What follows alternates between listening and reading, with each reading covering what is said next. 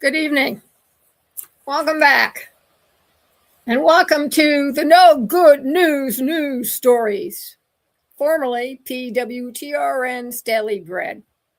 I was told to lighten it up, so I have, and it's now called the No Good News Stories, the Monday night program where the world is strange.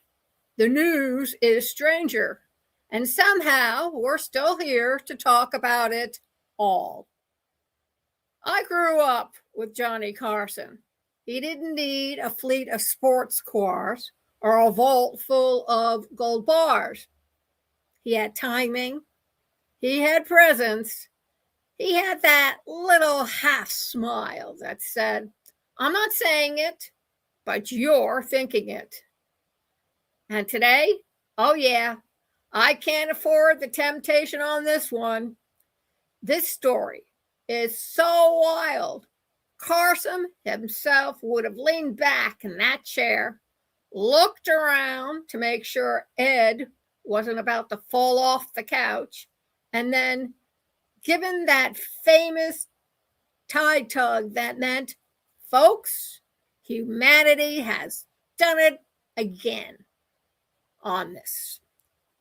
Even the warhorse, the old soul who's seen every century twice, even he would lift his head, look at the moon, and give one of those long, low, judgmental neighs. You know it's bad when the warhorse is embarrassed for all of us. So settle in, take a breath, and let's wander together into tonight's, or this afternoon, depending where you are located, No Good News stories. Because if you don't laugh, we'll end up neighing at the moon right along besides the warhorse. And this one is a doozy. And again, in case you came in late, welcome to the newly entitled Monday program, the No Good News Story, where we ask the important questions like, why to discuss an internet talk radio station when you can discuss the world and its problems right alongside it? Because media isn't separate from the world. Media is the world. And keeping it all together, that's the game. Tonight's story takes us underground. Literally.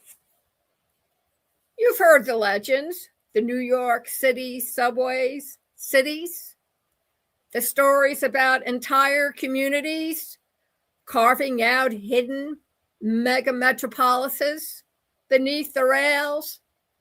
Shops, restaurant, fast food, unofficial fire departments, unofficial police departments, unofficial sanitation departments, all operating below ground, where it's warm in winter and cool in summer. A whole world under the world. Well, guess what? They now have competition. In Minnesota, there is, and I'm not exaggerating this, folks, a pothole so large, so deep, so dri-normous that it officially entered the housing market. Yup, a pothole with tenants. Residents report that the homeless have moved in and established what can only be described as a fully functional studio apartment. Below ground level, the pipes give off enough heat to warm the place like a rustic spa. They've cleared out a kitchen, too, a dining room, a living room. It's open concept, naturally. 2 sofa beds have been installed. 2.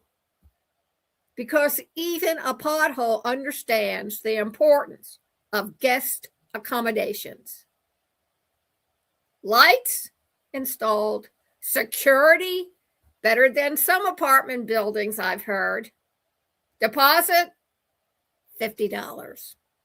Cash only. No background checks. No first and last month's security. Just $50 and willingness to live slightly below sea level. Welcome, New Orleans. At this point, the city may want to stop calling it a pothole and start calling it affordable housing. And honestly, who can blame anyone for moving in?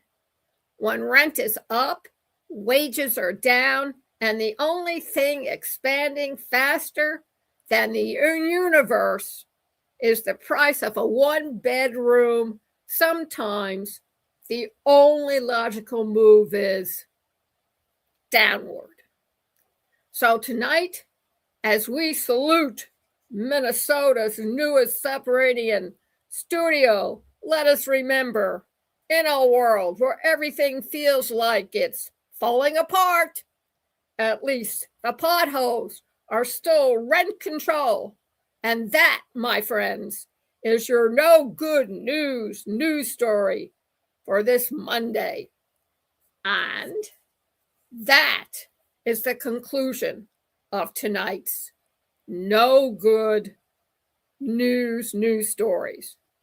The only place where the absurdities come pre-packaged, lightly seasoned, and served with a side of disbelief. We've wandered through the strange, the unbelievable, the dri-normous, and the downright questionable.